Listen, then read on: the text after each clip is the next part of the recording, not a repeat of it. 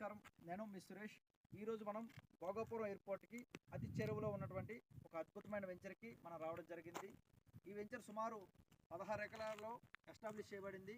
ఎయిర్పోర్ట్కి 1.5 km డిస్టెన్స్లో, ఇటువైపు బీచ్కి అరౌండ్ 2 km డిస్టెన్స్లో ఒక అద్భుతమైన డెవలప్మెంట్స్తో మనం ఈ వెంచర్ని డెవలప్ చేయడం జరిగింది.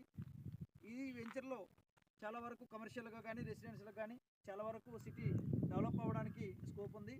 ఎందుకు అంటే ఇది అన్ని విధాలుగా ఎయిర్పోర్ట్ అనేది ప్రజెంటు చాలా వేగంగా డెవలప్ చేసి 2026 జూన్ కల్లా స్టార్ట్ కాబోతుంది. దీంతోపాటు చుట్టుపక్కల చాలా డెవలప్మెంట్స్, హోటల్స్ రాబోతున్నాయి టూరిజం పాయింట్ ఆఫ్ వ్యూలో.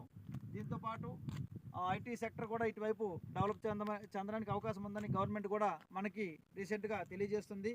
ఈ యొక్క ఉత్తరాంధ్రకి మెయిన్ పిల్లర్ లాంటి భోగాపురం ఇంటర్నేషనల్ ఎయిర్పోర్ట్ అనేది డెఫినెట్లీగా ఉత్తరాంధ్ర రూపురేఖలు మార్చి వైజాగ్, విజయనగరం, శ్రీకాకుళం ఈ 3 జిల్లాలకు కూడా అద్భుతమైన